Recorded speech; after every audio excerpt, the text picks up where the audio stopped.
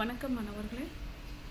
இந்த வீடியோ இதில் பகுத்தறிவு இலக்கியங்கள்னு யூனிட் 4ல் இருக்கக்கூடிய செகண்ட் பார்ட்டில் இருக்கிறது மட்டும்தான் நான் கொடுத்துருக்கேன்.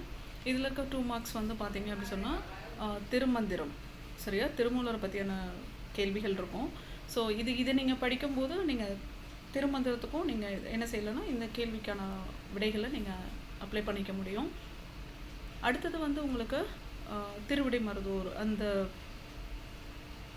பட்டினத்தாருடைய பாடலுக்கு நீங்கள் 2 மார்க் கேள்விக்கு இதெல்லாம் நீங்கள் படிச்சுக்கோங்க. அடுத்தது பார்த்தீங்க அப்படி சொன்னால் பட்டினத்தார் நிறைய வருது. அடுத்தது உங்களுக்கு ஆனந்த கழிப்பு. ஸோ கடுவழி சித்தருடைய நீங்கள் வந்து அந்த ஆனந்த கழிப்பை வந்து நீங்கள் ஃபுல்லாக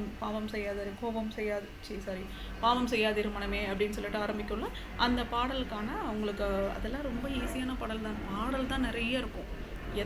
ஏன் பாவம் செய்யக்கூடாது, பாவம் செஞ்சால் நமக்கு எதெல்லாம் பாவம்னு சொல்கிறாரு, எதெல்லாம் நம்ம செய்யவே கூடாது அப்படின்னு நம்ம நார்மலாக நமக்கு சில விஷயங்கள் நமக்கு தெரியும்ல, நம்ம இது வரைக்கும் படித்தது கேட்டது இதெல்லாம் வச்சு கூட நீங்கள் என்ன செய்யலாம்னா ஓரளவுக்கு நீங்கள் கடுவழி சித்தருடைய பாடல்கள்லாம் ஒரு தடவை வாசித்தாலே போதும், உங்களால் அந்த கேள்விக்கு பதில் ஈஸியாக எழுதிட முடியும்.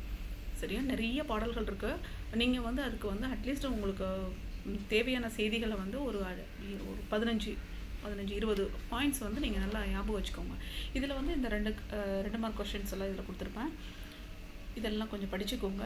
இதெல்லாம் படிச்சிங்கன்னா அது உங்களுக்கு பகுத்தறிவு இலக்கியத்தில் எது கேட்டாலும் உங்களால் ஆன்சர் பண்ணிட முடியும். சரியா. ஸோ அடுத்தது பார்த்தீங்க அப்படி சொன்னால் ராவணகாவியம் நமக்கு இருக்குது. ராவணகாவியத்தில் வந்து நீங்கள் அந்த ஆசிரியர் புலவர் குழந்தையோடைய ராவணகாவியத்தினுடைய பாடல்களை வந்து நீங்கள் படிக்கலைன்னா கூட இந்த 2 மார்க் கேள்விகளை வச்சு உங்களால் ஈஸியாக எழுதிட முடியும். இது எல்லாமே பகுத்தறிவு இலக்கியத்துக்கான 2 மார்க் கேள்விக்கான பதில்கள். நன்றி.